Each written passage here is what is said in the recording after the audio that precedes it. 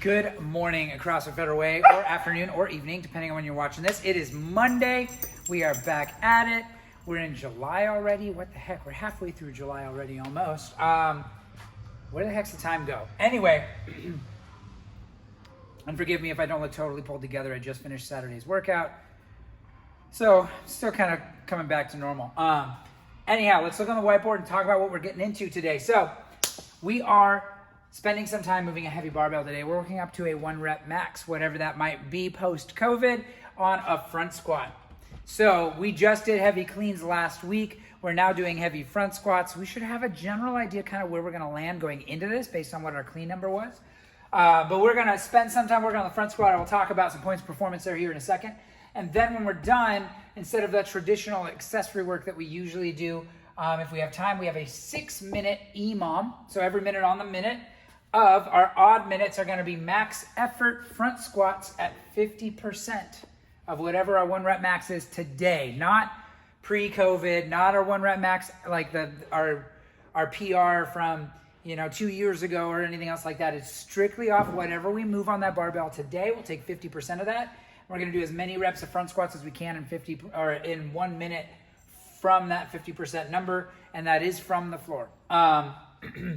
You know what? If we're going to use a rack, totally use a rack. Totally okay. On the even minutes, we're doing 50 double unders. So that's to help keep our heart rate higher. That's just there to be more annoying than anything else. Our score on the workout when we're done is going to be our total number of front squats. So if I'm going for RX, I need to finish those 50 double unders every minute. But my score, the only thing that really counts is my front squats. It's going to force us to work a little bit harder and get a few more reps on that front squat every time it's time to work. Now, it is only 3 minutes total of front squatting when we're done, but legs are going to be pretty shot from going heavy before. So should be a good time. Let's talk a little bit about front squats, and then we'll talk briefly about double unders and move on. So front squat, I've got my bar in the rack. I want to make sure my rack is set up to where it's low enough that when I get into that front rack position, I'll do this facing the camera. When I get into that front rack position and stand up, then my bar will safely clear those J hooks. All too many times I've seen athletes set their J hooks so high that when they get under, they have to almost get up on their toes to get that bar out and away from the rack. Definitely avoid that. But on the front squat for the standards, once we're up and in that front rack position, feet are going to be about shoulder width apart, maybe toes out a little bit, hips back, knees out. I'm going to sit all the way down to the bottom of that squat and come all the way back up to standing. It's a 1 rep, so I would recommend starting off with sets of 5, 3 to 5 at different weights as you're jumping up, and as things start to get heavier, that's when you're going to drop down to singles. And again, because this is a 1 rep max, we're spending a lot of time just working on that heavy barbell. When things get heavy, give yourself ample rest between attempts. Not like I just PR'd by 5 pounds.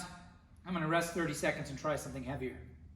We're talking 2 to 3 minutes of rest between each heavy attempt. That way your central nervous system has a chance to reset, recoup, get ready to try to move that heavy barbell again, or heavier than whatever we just did. So keep that in mind as we're working. Now let's talk briefly about double unders for that EMOM when we're done. For the double under, obviously the double under is going to be 2 rotations of that jump rope. I can do double unders. Let me try that one more time. So 2 rotations around. My shoulders are relaxed. The rotation is coming from my wrists. I'm jumping with a tall chest. I'm rebounding off my toes. I'm not hiking. I'm not donkey kicking. What I'm doing with my hands is I'm going to tuck my elbows in. My hands are actually a little bit forward. That's going to encourage that wrist rotation. And one other detail on that for wrist rotation is I'm not death gripping my jump rope. If I grab my jump rope and I squeeze as tight as I can to try to hold on to the damn thing, I'm going to end up locking down all the musculature in my arms. That's going to encourage that rotation coming from my shoulders or my elbows, as opposed to allowing that semi-relaxed wrist to be able to rotate. The more that I can allow my wrist to do the rotation, the more sustainable that movement is. This is a whole lot of wasted energy, and that's where you really get that burn in your shoulders when you're doing double unders. It's going to happen a lot faster if I don't allow those wrists to do what they need to do. So pretty simple today. Again, 1 rep max on front squat. That is majority of our time today is spent right here. Then to finish things off, we've got a little bit more squatting at 50% of our 1 rep max and some double unders. So this one should get our heart rate up. We should be walking out with legs feeling a little Bambi-like when we're done. And then, yeah, it's gonna be a good time.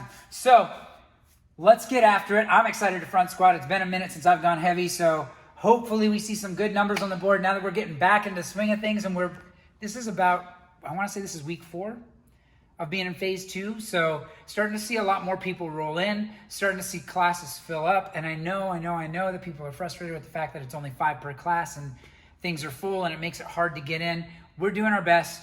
We're working on some strategies to maybe be able to expand some of those classes as long as the gym can afford to add some more hours on payroll and some things like that. So there is a balance there. Trust me, we want to do everything we can to get as many people in the door as possible. In the meantime, we're going to continue to post these until we hit phase 3, whenever that is. Fingers crossed that it's soon and we can jump to 10 athletes per class. But either way, can't wait to see you guys in the gym this week. Can't wait to get after it. It's going to be a great week. Starting off with a heavy barbell. Let's do it.